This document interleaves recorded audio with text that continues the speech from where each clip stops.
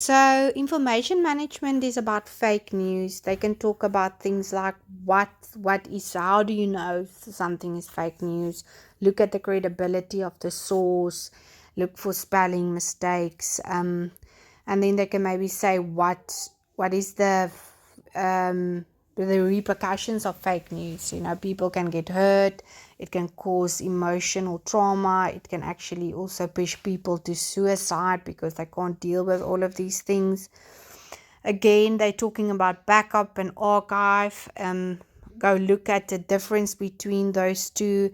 The one is more permanent, which is backup. The archive is temporary. They will ask you maybe why would you use the two different.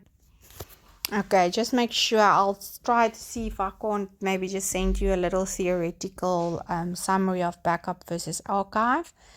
Then I'm quickly just going to look at social implications, ICT used for communication. So let's quickly look at that. Okay, so if you look at the abbreviation ICT, or the acronym, it stands for Internet Communication Technology.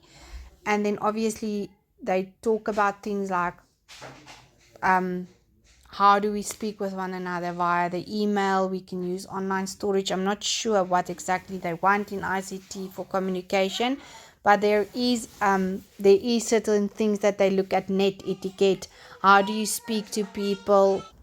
Just look at the examples that we also did on social implications. And then power options on computers, they talk about obviously UPS, which is uninterrupted power supply. Not sure what more they can ask of that, besides the fact that if it's load shedding, then that will be implemented. It will take over, and your power. And then the Poppy Act, obviously that's something you need to be aware of these days when you are on WhatsApp groups, on any digital platform. When you're communicating, you can't just share things without people's acknowledgement, or if they need to give you a permission to do that. So just quickly read up on that as well. Google those three, because social implications is normally kind of general knowledge.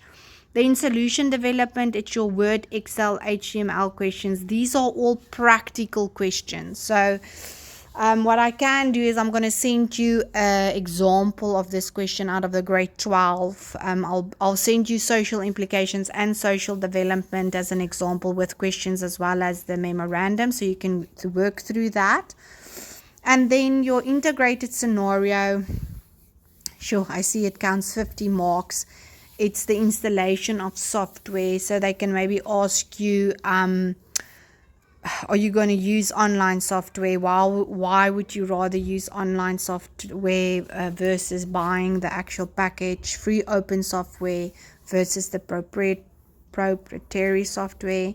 So open software is obviously free, but it's not really free. It's free to use.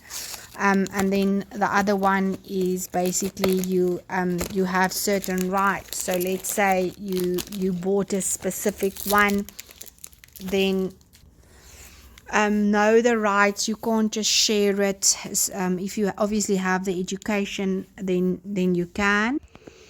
Okay, then they also say compare software packages. I think they'll probably give you options like like they always do when they compare MTN versus Vodacom. They can now also look at what is the best for your needs. So look at the situation, look at the needs, and then decide on that.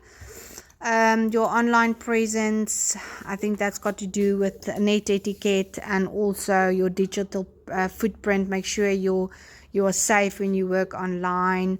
Devices for online presence, you need your webcam, your headphones, good fiber connection, social media sites, Facebook, Instagram, all of those. Dangers of online presence, like I just said, now make sure you're safe. Don't share your personal information, where you live. Make sure you use passwords. And then the internet packages for online presence, weird word they're using here, online presence, that's new. Anyway, so they also will let you compare. Look at the line stability, look at fiber versus ADSL. Remember the difference. ADSL, yes, Magnus has copper in it, whereas your fiber is made of a glass tube. It's much faster. And then also they will maybe say something like megabits per second, Mbps, yes, but or by. And then they will go from there. Okay, so just run through. I'll see if I can do E, F, and G for you. I'm quickly going to send you an example on the group, and then, yeah, good luck.